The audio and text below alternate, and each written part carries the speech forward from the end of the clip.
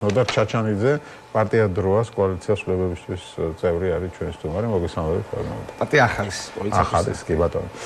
ნუ ერთი კოალიცია ხართ. კი, კოალიცია, ერთადერთი შენარჩუნებული კოალიცია ბოლო. ხო. მოკლედ, მადლობა გადაცემაში მონაწილეობისთვის. ამ თემაზე მინდა უცბად ვისაუბროთ, რას ნიშნავს ეს, რომ გაფართოების ანგარიში ჩვენ რეგრესზე არის საუბარი და ნიშნავს თუ არა იმას ზოგადად, რომ საქართველოს თქვათ სვლა ევროკავშირისგან უბრალოდ დასრულებული თუ არა, დიდი ხნით შეჩერებული და დაპაუზებულია. და შემდეგ უკვე შიდა საქმეთა თემებზეც გადავიდეთ. მადლობა მოწვევისთვის. სამწუხაროა, რომ ცივილური სამყაროს აზრს, დემოკრატიული სამყაროს აზრს კონკრეტული სახელმწიფოს მაღალჩინოსნებისთვის ჩალის ფასი აქვს, როგორც ისინი აცხადებენ უკვე დიდი ხანია. თუმცა ნამდვილად არ აქვს ევროკავშირის მსგავს ანგარიშებს, მსგავს შეფასებებს ჩალის ფასი ქართული სახელმწიფოსთვის. ამ სახელმწიფოს 35 წლიან ისტორიაში ჩვენი ეროვნული მიზანი, ჩვენი ეროვნული ამოცანები, ერთ-ერთი ყველაზე მნიშვნელოვანი სტრატეგიული ამოცანები, რაც ჰქონდა ამ სახელმწიფოს, ეს იყო ევროინტეგრაცია და ზუსტად ვიცოდით, ხო, ვიცოდით თაობებმა, ვიცოდით მოქალაქეებმა, რატომ გვჭირდებოდა, რისთვის გვჭირდებოდა ევროკავშირი და ხო, ბუნებრივია, ძალიან მძიმე დარტყმა მიადგა ბიძინა ივანიშვილის რეჟიმის მიერ ჩვენს ევროპერსპექტივას, ასე ვთქვათ. თუმცა რა თქმა უნდა იმედს არ ვკარგავთ, რა თქმა უნდა დასავლეთში იციან ძალიან კარგად საზოგადოების განწყობები, იციან ძალიან კარგად რომ რეალურად გვიწევს რუსული რეჟიმის, ოლიგარქიული რეჟიმის წინააღმდეგ ბრძოლა, რომელიც იყენებს კიდევ უფრო მკაცრ, კიდევ უფრო რეპრესიულ მეთოდებს მოქალაქეების წინააღმდეგ. ძალიან საინტერესო იყო ხო პაპუაშვილის გამოხმაურება ამ თემასთან დაკავშირებით ერთ-ერთ ევროპარლამენტარს რასა მოკლედ ხორცული გვარი აქვს ამ ხალბატო იაკნოვიჩე მოკლედ ძალიან საინტერესო იყო რომ ხო გამოსული ხალბატონი 2019 წლიდან არის იუკნევიჩიანი კი მოკლედ თქვა რომ ხო ეს გორბაჩოვთან ერთად მუშაობდა რაღაც ესეთი უწოდა და შეიძლება ადამიანი გამოიყვანოს საბჭოთა კავშირიდან, თუმცა საბჭოთა კავშირი ვერ გამოიყვანა ადამიანიდანო, ალბათ ამ განცხადებას გულისხმობდით თქვენს და რა სამარცხვინოა ხო ამ ყველაფერს ასე შეხვედრა, ასე ხედვა ლიეტუველი ევროპარლამენტარზე მსგავსი ტიპის განცხადება და ჩვენ ვიცით ლიეტუვა როგორ იბრძოდა საბჭოთა კავშირის წინააღმდეგ და კონკრეტულად ის პოლიტიკოსები ვიზედაც საუბრობდა შალვა პაპუაშვილი და საინტერესოა რომ ამ რეჟიმის პატრონი ხო მათი პატრონი ბიძინა ივანიშვილზე უფრო რავი რუსი, უფრო საბჭოთა ადამიანი ვის შეიძლება შეადარონ საერთოდ ბიძინას რუსობა ხო ადამიანი რომელიც კაცად შედგა იქ, ადამიანი რომელმაც ფული შოვა იქ 90-იანი წლების მოსკოვში 90-იანი წლების რუსეთში გამილიარდებული ადამიანებიდან რა ვინ გვახსენდება დადებითად პოზიტიურად ყველაზე შაობნილ მოსკოვში 90-იანი წლების რუსეთში ვინ იშოვა მილიარდები და ვინ მოახმარა სწორ საქმეს, ვინ მოახმარა საკუთარ სახელმწიფოს და ჩვენ ხედავთ ხო ივანიშვილს რომელიც ბოლომდე ცდილობს რომ გაანადგუროს ის რაც წლების განმავლობაში ქართულმა სახელმწიფომ მართლა იწვალა ხო პატარა ნაბიჯებით მივდიოდით ჩვენ დასავლეთისკენ თუ დიდი ნაბიჯებით შედარებით დღეს ეს ფაქტობრივად პროცესი შეჩერებულია და დამოკიდებული არის მხოლოდ საზოგადოების ან ხალხის ბრძოლაზე და ბუნებრივია ჩვენი პარტნიორებზეც არის ბევრი რამ დამოკიდებული. ხო, ნუ პაპუაშვილის ციტატა, რამდენიმე ციტატაა, კიდევ უარესი თუ ბრიუსელი აპირებს სეგრეგაცია აქციოს საკუთარ პოლიტიკად, ტრული რიტორიკით და მტრული ნაბიჯებით ქართულ ხალხს საკუთარ მოსაზრებებს თავს ვერ მოახვევენო ის ამბობს. ასევე ამბობს ამ ანგარიშზე სამართლიანი მიდგომების მოლოდინი სულ უფრო მცირდება, ბრიუსელი განიცდის ღირებულებით უკუსვლას და სრულად აცდენილია საერთო ევროპულ ღირებულებებს. ბრიუსელი არის აცდენილი, ჩვენ ვართ დაახლოებული. შალვა პაპუაშვილი ასე რომ ევროპის სახელით ველაპარაკებიან გორბაჩოვის თანამებრძოლი იუკნევიჩიანი და ასტრახანში დაბადებული ლაგოდინსკი. ადამიანი შეიძლება საბჭოთა კავშირიდან გამოიყვანო, მაგრამ საბჭოთა კავშირი ვერ გამოიყვანო ადამიანიდან და ეს რაზეც თქვენი საუბრები.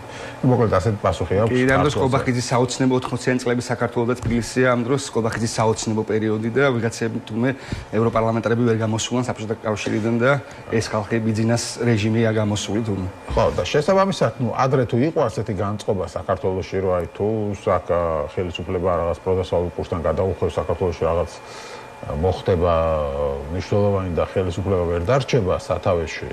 ეს ფაქტობრივად ასე არ აღმოჩნდა, ხო? გამოვიდა ბევრი ადამიანი, მას მერე რაც ეს განცხადება გააკეთა შარშან დეკემბერში, ბატონმა უბრალოდ ნოემბერში ბატონმა კობახიძემ, მაგრამ გადაიტანეს ეს კრიზისი და დღეს აგერ ასე ვთქვათ, გონორით ელაპარაკებიან როგორც ოპოზიციონერებს, ისე ბრიუსელსაც და ამბობენ, რომ ბრიუსელი არის აცდენილი ევროპულ ღირებულებებს და საოცარი პასუხი აქვს. მიდგომა რიტორიკა და ამას ესე ჩვეულებრივად უსმენს მოსახლეობა და როგორ ფიქრობთ ოპოზიციურ პარტიებმა ამ სიტუაციაში რა გამოსავალი შეიძლება ხედავდეს თუნდაც თქვენი კოალიცია აგერ ხა ერთ-ერთი თქვენი ლიდერი ისევ ციხეში დატოვეს ბატონი ხოშტარია დღეს სასამართლო ჰქონდა რა ფიქრობთ რა მიმართულებით უნდა წავიდეს ამაზე ბევრი მსჯელობა მიდის ბევრი სხვადასხვა მოსაზრება მესმის თქვენ რა მოსაზრება გაქვთ მოკლედ რამდენად გადაიტანა კრიზის და სახალხო წინააღმდეგობას აქვს თავისი ფაზები ხო 28 ნოემბრის შემდეგ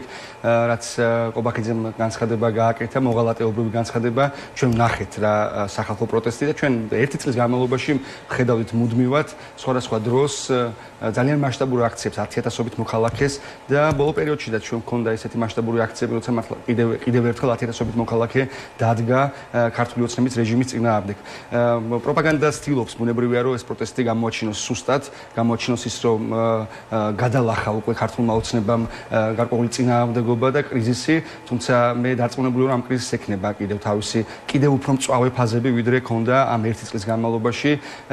ჩვენი სტრატეგია, ჩვენი მიმართულება ეს ცხადია, რეჟიმთან არ თანამშრომლობა, ბრძოლა ბოლომდე რეჟიმთან და ჩამოშლა, ხო, ჩვენ რეალურად ამ რამდენი გზა არსებობს, ხომ, რომ შეიცვალოს ხელისუფლება, არჩევნების ხელისუფლების შეცვლა ამ რეალობაში ასეთი არჩევნებით ფაქტობრივად არ არსებობს. ეს არ აქვს არჩევნები, რომელთაც მსგავსი რეჟიმები მიდიან და ჩვენ მოსაპოვებელი გვაქვს არჩევნები, რომელთაც შეიძლება ბიძინა ივანიშვილის გაშვება მისი კონტროლის გარეშე ჩატარებული არჩევნები და როგორ იქნება ეს მომავლის საკითხია და ამაზე აუცილებლად იქნება ძალიან მნიშვნელოვანი მსჯელობა კიდევ.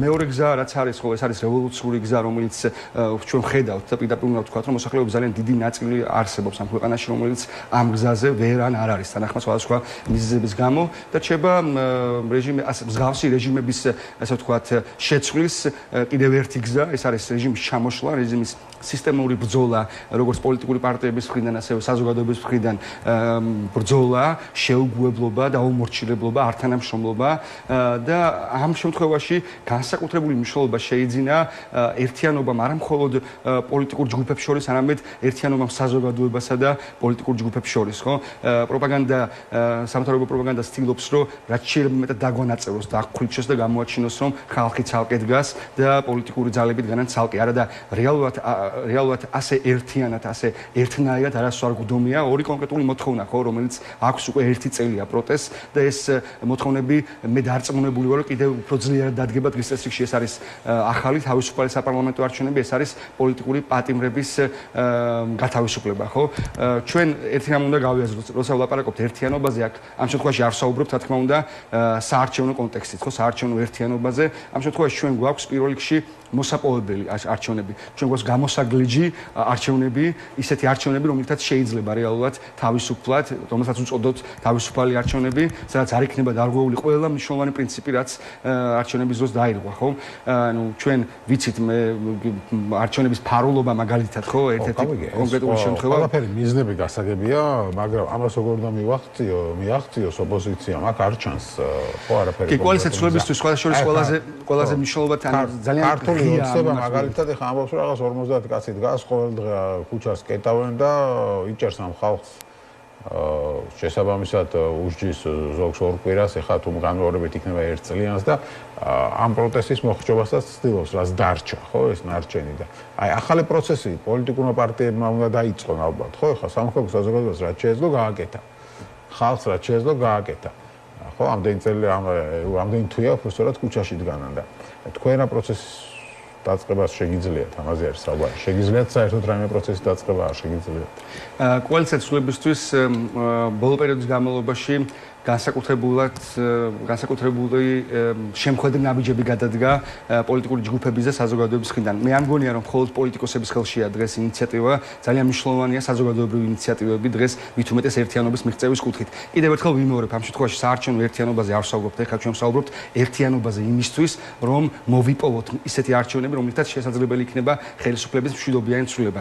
გვჭირდება თუ არა ეს ერთიანობა, ანუ პირველ ნაბიჯად ეს არის გასაკეთებელი ახლა და შემდეგ არის ისე არ უნდა მოვიქცეთ ბუნებრივია თითქოს წინ გვაქვს ეს თავისუფალი არჩევნები, თითქოს მოდის რაღაც და ვემზადოთ ისეთი არჩევნებისთვის, რომლითაც შეიძლება ბიზნეს გაშვება. ჩვენ მსგავსი ასეთი ტიპის არჩევნები მოსაპოვებელი გვაქვს და აქ არის საჭირო. კოალიცია ცვლილების მუშაობს ამ ერთიანობაზე, ხო, უკეთესი რეცეპტი ამ ქვეყანაში და ზოგადად სოფლიოში ერთიანობაზე უკეთესი რეცეპტი არავის არ მოუგონებია სამწუხაროდ. ეხლა მე რაც ერთიანობა ვისთანია? ერთიანობა წეგანაც თქვი და აღნიშნავ განსაკუთრებული მნიშვნელობა შეიძინა საზოგადოებას და პოლიტიკურ ჯგუფებს შორის ერთიანობა. მათ შორის არა მხოლოდ პოლიტიკოსების ინიციატივებმა, ასევე სახალხო ინიციატივებმა და ჩვენ ყოველთვის ვამბობდით ამას და ყველა ხედავდა ხო ბუნებრივად, რომ ეს იყო სახალხო პროტესტი, ეს არ ყოფილა არანაირად პარტიული პროტესტი და ეს იყო პირველ რიგში საზოგადოების ხმა. ამიტომ დღეს ჩვენ მუშაობთ ბუნებრივად პირადად მე, ჩვენი კოალიციის წევრები, ის რამდენიმე პარტია, მათ შორის გირჩის, დროას, ახალის წევრები მუშაობთ ბუნებრივად იმაზე, რომ საზოგადოების კონკრეტულმა ჯგუფებმა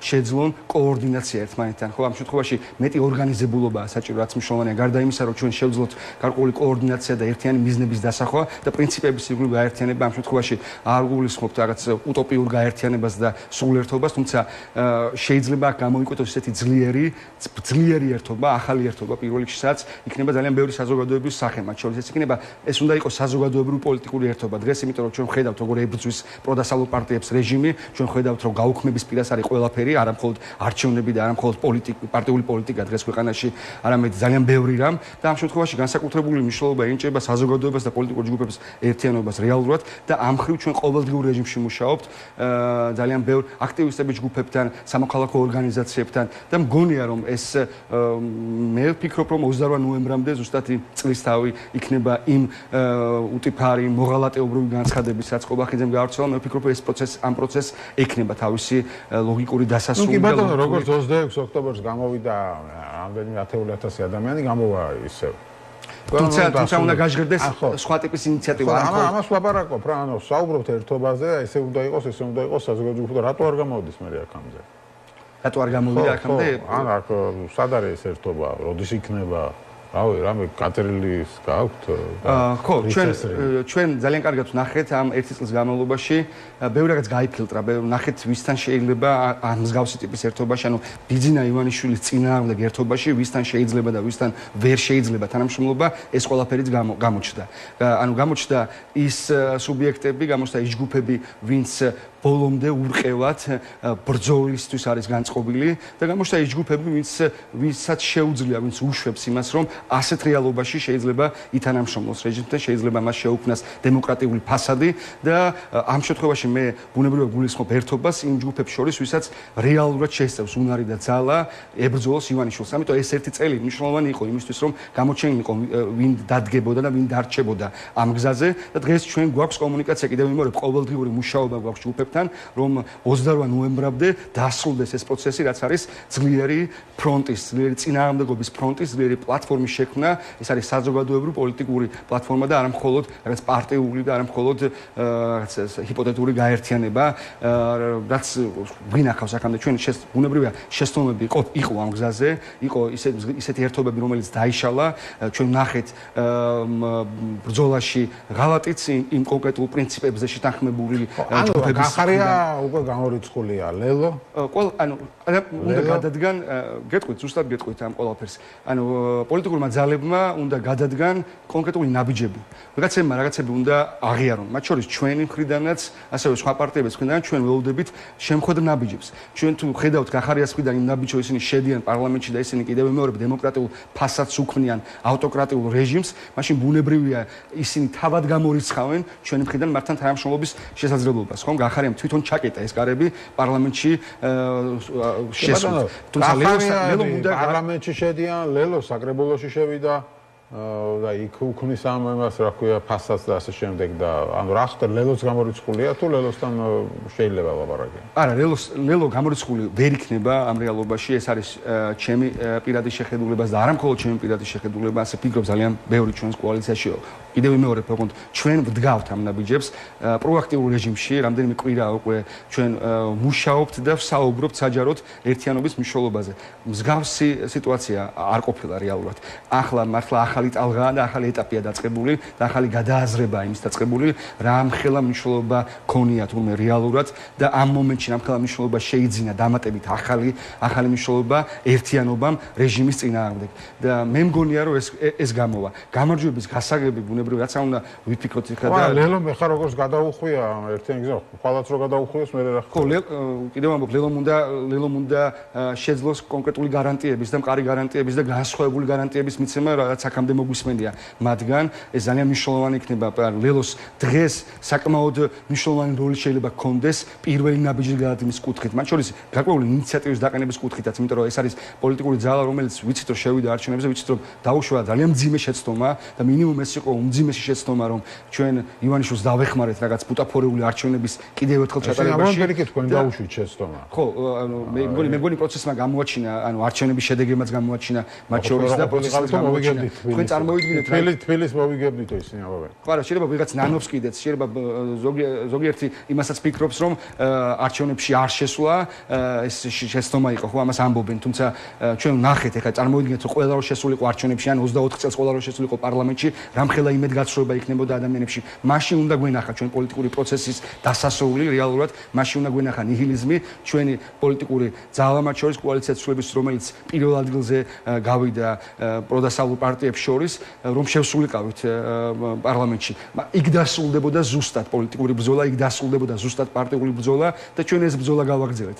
ის რასაც ეხა ივანიშვილს უწევს ყველაზე მეტი გამკლავება, ეს არის პოლიტიკური ჯგუფები და საზოგადოებრივი ჯგუფები, რომლებსაც ვერ ერევა, რომელსაც ვერ ამოსდო ლაგამი, რომლის მართვაც არ შეუძლია, თუნდაც დროებითად სიტუაციურად მათი გამოყენება არ შეუძლია. ჩვენ არც ერთ სიტუაციაში არ ვითანამშრომლობთ რეჟიმთან და უბრალოდ სხვა უკეთესი საშუალება, პოლიტიკური საშუალება დღეს დარჩენილი საშუალებებიდან ამ ქვეყანაში არ არსებობს. და მთავარი გზა, რასაც ხედავთ, რეალურად ეგ არის, სადაც საუბრობთ, რომ შეიქმნას ასეთი ტიპის პლატფორმა და წინააღმდეგობის ახალი ფრონტი და ეს მოთხოვნა ეს არ არის გაჩენილი წინან, ხო, ბუნებრივია, თავად რუსთაველის გამზირმა გააჩინა. იქ არიან კონკრეტული ჯგუფები, ვინც ყოველდღიურად ერთმანეთთან საუბრობს და ეს რეალობა მოიტანა ბუნებრივია იმ ერთმა წელმა რა პროტესტში ახლა ჩვენ ვიმყოფებით. ხო, გასაგებია, პროტესტის ფორმებიც ალბათ შესაძლებელია. ხო, ახლა სამდენს უნდა მიდიოდნენ ადამიანები ციხეში ქუჩის გადაგებისთვის. ხო, რა ფიქრობთ ამ თემაზე? კი, ჩვენ მოგვიწევს აუცილებლად პროტესტის ახალი კრეატიული, განსხვავებული ფორმების მოძებნა, მათ შორის პროტესტის გეოგრაფიის შეცვლაც, თბილისშიც, დედაქალაქში მათ შორის და რეგიონებში. ზუსტად ამიტომ არის მნიშვნელოვანი, რომ ის ხალხი, 10,000-ობით ადამიანი, რომლებიც კონკრეტულ აქციებზე გამოდიან, უფრო აქტიურად ჩაერთონ ყოველდღიურ პროცესში, ყოველდღიურ აქტივობებში. და ამიტომ მნიშვნელოვანი პოლიტიკური საზოგადოებრივი დაგეგმა ერთობლივად, რომ ჩვენ შევძლოთ არა მხოლოდ პარტიული აქტივის, არა მხოლოდ ჩვენს პარტიაში მყოფი წევრების თუ ახალგაზრდული ორგანიზაციების მიერ კონკრეტული აქტივობების დაგეგმა, არამედ შევძლოთ ეს საზოგადოებასთან ერთად გავაკეთოთ. მე ვფიქრობ, რომ 28 ნოემბერს, რაც ვთქვი, უნდა გამოიკვეთოს ახალი, არა მხოლოდ 28 ნოემბერს არ უნდა გამოვიდეს მხოლოდ 10,000-ობით ადამიანი. ამ ადამიანებმა უნდა მოისმინონ და უნდა დაინახონ კონკრეტული ძალა. იქნება უკვე ერთობა? ზუსტად ამაზე ვმუშაობთ, რომ 28 ნოემბრისთვის შემდგარი იყოს აი ამ ტიპის პლატფორმა, წინააღმდეგობის ფრონტი და ადამიანებმა დაინახონ ეს ყველაფერი. კიდევ ამბობ, აქ არ არის. თუმცა ასეთი პლატფორმა ბევრი შემდგარა, ხო, რაღაცა იყო ქარტიის ირგვლივ, მერე იქიდან ვიღაცები გავიდნენ, მერე იყო 8-იანი გახდა, მერე 7-იანი. ანუ ეს რომ შედგება ერთობა, ეგეც ყველაფრის გარანტია არ არის, ხო, მერე იშლება, ხო, ამ ერთობაში იყო რაღაც ლელო და ეხლა მერე გახარიასთან ერთად აღმოჩნდა აგერ ამ არჩევნებში და ანუ რაღაცა მოსახლეობას ეს რატო გაუჩენს რაღაცა იმედს რომ ეს უფრო რაღაცა მყარი ერთობა იქნება ხო წინა ერთობებისგან განსხვავებით. უნდა შევძლოთ შეცდომების გათვალისწინება. ბუნებრივად ქონდა მსგავსი ტიპის ერთობებში და პრინციპების შეთანხმებაში შეცდომები ყავდა არასანდო პარტნიორებიც კონკრეტულ შემთხვევებში და მოსახლეობა ხედავს იმას რომ რეალურად სხვა გზა რომ საზოგადოებრივი და პოლიტიკური ჯგუფები გაერთიანენ სხვა გზა არ არსებობს და ამიტომ რა ვიცი ანუ კონკრეტულად რა ტაქტიკით შევძლებთ იმას რომ კიდევ უფრო დავარწმუნოთ მოქალაქეები რომ ეს არის ის ერთობა და ის ერთობა ანუ ამას იგრძნობს. როდესაც ადამიანი იგრძნობა მოდის თუ არა ერთობისგან კონკრეტული ძალა, მოდის თუ არა კონკრეტული შინაარსი და კიდევ ამბობ ერთობა ერთობისთვის არ უნდა იყოს, უნდა დაბრუნდეს დღის წესრიგში მთავარი მოთხოვნები და უნდა დაიგეგმოს კონკრეტული ბრძოლა ამ მიმართულებით. კოალიცია თუ არა ამ ერთობას ერთი გამოკვეთილი ლიდერი. არა, მე ვფიქრობ, რომ საწყის ეტაპზე შესაძლოა არ ყავდეს და სხვა მიმართულებით არა ვართ ამაზე ჩამოყალიბებული, სიმართლე რო გითხრათ, ალბათ პირველ ეტაპზე მსგავსი ტიპის ერთი გამოკვეთილი ლიდერი არასწორი იქნება ასეთი ტიპის საზოგადოებრივ პოლიტიკურ ერთობაში. მაშინ ხო რა იქნება განსხვავებული თუ აღას ვიდახე წინა ერთობებისგან. განსხვავებული იქნება პრინციპებზე შეთანხმება და პრინციპები განსხვავებული იქნება ის რომ შეცდომები უნდა გავითვალისწინოთ იმ წინა ერთობების რომლებიც დაიშალა განსხვავებული იქნება ის რომ ერთობა უნდა იყოს ძალის გამომსხივებელი და არა მხოლოდ ბუტაფორიული განსხვავება იქნება ის რომ აქ ჭიდროთ იქნება პოლიტიკური ძალები და საზოგადოებრივი ძალები ერთად დაკავშირებული და ზუსტად ამაზე მუშაობთ განსხვავება იქნება ის რომ შეიძლება პროტესტის ფორმები და ამაზე იქნება ბევრად უფრო ღია და ბევრად უფრო საჯარო უნდა გახდეს კომუნიკაცია როგორც რუსთაველის გამზე შეკრების საზოგადოებასთან ასევე საჯარო კომუნიკაცია მათ შორის ტელევიზიებით ეს არის ისედაც შეუძლია მოვერიოთ ანუ არ უნდა იყოს კულუარული მაქსიმალურად უნდა გამოვიდეს პროტესტი და ფრონტი კულისებიდან და უნდა იყოს ღია და საჯარო ბრძოლის ტაქტიკები მათ შორის და საზოგადოების ჩართულობა უნდა იყოს განსხვავებული საზოგადოებამ უნდა იგრძნოს მისი ჩართულობის განსხვავებული ხარისხით უნდა იგრძნოს ის რომ ეს არის ის ერთობა სადაც მან შეიძლება მოძებნოს თავისი ადგილი სწორედ და პოლიტიკურმა ჯგუფებმა ალბათ ყველაზე მეტად ამის ორგანიზება უნდა მოახერხოთ რომ საზოგადოებას ვაგრძნობინოთ ჩართულობა პოლიტიკურ პროცესში დღეს პოლიტიკურ პროცესს ამ ქვეყანაში ვეღარ ქმნიან მხოლოდ პარტიები დღეს პოლიტიკურ პროცესს ამ ქვეყანაში ქმნის პირველ რიგში ხალხი პირველ რიგში ქმნის მოსწავლეების პროტესტი დღეს ქმნის ქართული ოცნება ერთი მხრივ თავისი რაღაც ახალი რეპრესიული კანონები და მეორე მხრივ ხალხი თქვენ საერთოდ არ ხართ პოლიტიკურ დღის წესრიგი შემქმნელები დღეს ოპოზიციური არ ფიქრობ ეგრე ვერ დაგიტაკებთ მაგაში რა პოლიტიკურ დღის წესრიგი შექმნით ბოლოს ან პოლიტიკურ დღის წესრიგი არის რუსთაველის გადაკეტვა და ქართული ოცნების რაღაც დრაკონული კანონების მიღება და პარტიების აკრძალვა და ასე შემდეგ ანუ ან ისინი ქმნიან ან ხალხი ქმნის კუჩაში პოლიტიკური დღის წესრიგი ოპოზიცია საერთოდ გამქრალია პოლიტიკური დღის წესრიგის შექმნაში სახალხო პროტესტის გაძლიერებაში ოპოზიციურმა პარტიებმა პროდასავლურმა პარტიებმა ითამაშეს ძალიან დიდი როლი ის რომ პარლამენტში არ შევედით ეს არ იყო პატარა მოვლენა ამ ისტორიაში. ასე ვთქვათ, ყველაზე მთავარი მიღწევა თქვენი, რომ ერთად რაღაცა გააკეთეთ. და ამან დაირღვე ხა ერთი შემოგვიდა. სწორედ ამან გამოიწვია, ანუ პოლიტიკური პროცესის სხვა მსვლელობა გამოიწვია ზუსტად ამან. ის რომ ჩვენ დაფინანსებაზე ვთქვით უარი, ხო, სახელმწიფო ბიუჯეტის დაფინანსებაზე პოლიტიკურმა ძალებმა. ეს უმნიშვნელოვანესი და პრეცედენტული გაწყვეტილება იყო. მსგავსი რამ ამ ქვეყანაში ძალიან იშვიათად მომხდარა და ამას ყველაფერს ხედავს საზოგადოება. როდესაც დაინახეს კოალიცია ცვლილების, როცა დაინახეს ის რომ პროდასავლური პარტიები არა ვართ რაღაც პარლამენტის სკამებზე ჩაბღაუჭებული და ამაზე ასე ვთქვათ გაგიჟებული რომ როგორმე შეაღწიო პარლამენტში და გერქვას პარლამენტარი დაინახეს რომ არა ვართ არც ფულზე და სახელმწიფო დაფინანსებაზე ხომ ამ ყველაფერს ხედავენ რომ ბუნებრივად ჩვენ ვწირავთ ჩვენ თავს ბრძოლის მეთოდია ის რომ ჩვენი პარტიის ლიდერები ჩვენი კოალიციის ლიდერები ციხეში შედან ხომ მართლა ვინ ფიქრობს და ვის წარმოუდგენია რომ ეს ხალხი დღეს ბრძოლას არ აგზელებს ყველაზე ბრძოლის ფრონტში არიან ზუსტად მე დღის წესრიგის შექმნას მათ შორის ჭირდება გამბედაობა ჭირდება საკუთარი თავის თავგანწირვა და პოლიტიკურ პარტიებს და პოლიტიკოსებს ხო რიგით პოლიტიკოსებს არ დაუკვლიათ თავგანწირული ნაბიჯები ნამდვილად იმისთვის რომ შეექმნათ ის დღის წესრიგი რაც არის დღეს მესმის რომ თავისთავად ბუნებრივია ქართული ოცნება დღის წესრიგს წარმართავს და ჩვენ სამწუხაროდ მოპასუხის პოზიციაში ვართ და ვერ შევძელით ეს რომ შეგვეცვალა ეს რეალობა და სწორედ ამიტომა ხო ერთიანი სტრატეგია დასაგეგმი და ერთიანი კოორდინირებული სტრატეგია დასაგეგმი საზოგადოებასა და პოლიტიკურ ჯგუფებს შორის რომ ეს რეალობა შევცვალოთ ანუ ჩვენ ჩავაყენოთ უბრალოდ მოპასუხის პოზიციაში ქართული ოცნება, ხომ? ჩვენ ხედავთ მათი პროპაგანდას, ხომ, მათ ბინძურ პროპაგანდას, რომ ყველაფერზე წამსვლელები არიან, ხო? ხალბატონი აზა დააკავეს გუშინ 71 წლის ადამიანი და ნახე კონკრეტულ სხვა ქართული ოცნების მეხოტბეების, კომენტარების, ტროლების, ბოტების, აი ყველაზე უნამოს ყველაფერზე წამსვლელები, ყველა შეურაცხყოფენ ყველას, დევნილ რას წერენ საერთოდ აფხაზეთიდან დევნილებზე, ანუ ხალბატონი აზას შეურაცხყოფა გადაიტანეს მთლიანად დევნილების შეურაცხყოფაზე აფხაზეთიდან იძულებით ჩამოსული ხალხის და ეს ყველაფერი არ ვიცი, ანუ ამ ყველაფერს ჭირდება სწორი კონტრპროპაგანდა ჭირდება, რა თქმა უნდა და ამაზეა სამუშაო. ძალიან ბევრი რამე ჩვენ ვერ შევძლებთ, ძალიან ბევრი რამეში კიდევ ვიმეორებ, შეცდომა ჰქონდა ბევრი მხრივ, როგორც პოლიტიკურ პარტიებს, ასევე არამხოლოდ პოლიტიკურ პარტიებს